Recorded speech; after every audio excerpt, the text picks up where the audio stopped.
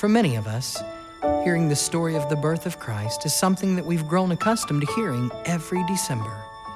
Angels appearing to shepherds, the star shining brightly over the stable, wise men coming from afar to bring gifts to the baby king. All have a common familiarity that we find comforting each year at Christmas. In fact, if we're not careful, the story of Jesus' birth and all that occurred can become just that, a story. One that has lost its full meaning and importance in our lives. Has that happened to you?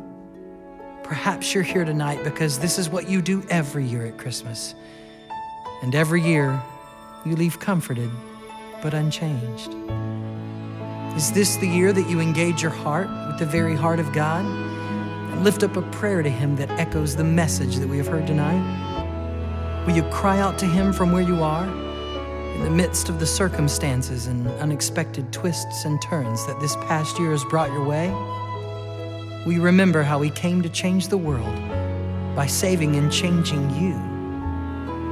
Will you recall the moment that you heard that first cry? Not the first cry of a baby in a manger, but the very voice of God as He called you Himself. Or perhaps in this moment of decking the halls in silent nights, you are hearing the voice of God for the very first time.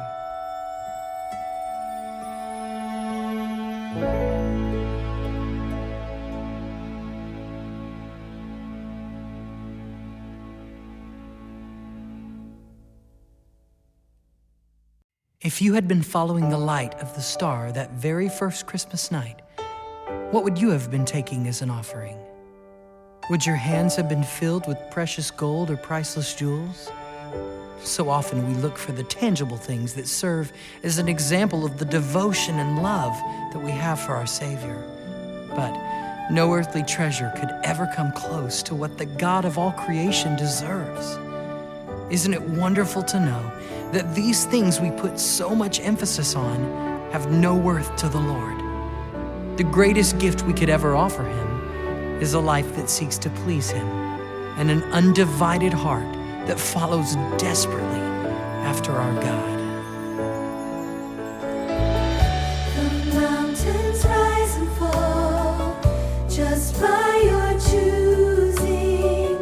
Your mighty name can bring a nation to its knees. To think that I'm someone you think of using is incredible, beyond my wildest dreams. So I lift up a song to declare your great word as you reign over heaven and earth. For you alone, all the angels sing. For you alone, I bring an offering. For you alone are the King of kings, and I will live my life for you alone. For you reign in awesome splendor. Extend to me such grace. May the simple praise I offer put a smile upon your face.